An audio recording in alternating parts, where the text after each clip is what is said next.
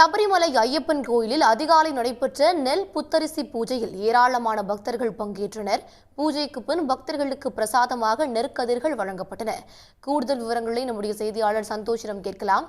சந்தோஷ், விவரங்கள். சபரிமலையை பொறுத்த வரைக்கும் பாத்தீங்கன்னா நெற்கதிர் பூஜை என்பது விசேஷமாக நடைபெறக்கூடிய ஒரு பூஜையாகும். இந்த பூஜையில தங்களுடைய விளைநிலங்கள்ல விளைந்த நெற்கதிர்கள், அதாவது புதிய நெற்கதிர்களை ஐயப்பனுக்கு படைத்து வழிபாடு செய்தால் விவசாயம் செழிக்கும் என்பது ஒரு நம்பிக்கையாக இருக்கிறது. இது காலகாலமாக நடைபெறக்கூடிய ஒரு பூஜைகளாகும்.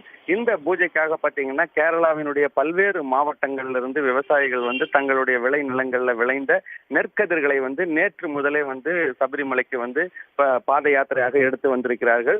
அந்த நெற்கதிர்களை இன்றைக்கு அதிகாலை பாத்தீங்கன்னா சபரிமலையினுடைய நடை 5 மணிக்கு திறக்கப்பட்டது. இந்த நடை திறக்கப்பட்ட பிறகு 5:45 மணி முதல் 6:30 மணி வரை இந்த நெற்கதிர்களை வைத்து சிறப்பு பூஜைகள் நடத்தப்பட்டது. இந்த பூஜைகளுக்கு பிறகு பக்தர்களுக்கு அந்த நெற்கதிர்களை பிரசாதமாக வழங்கப்பட்டுள்ளது.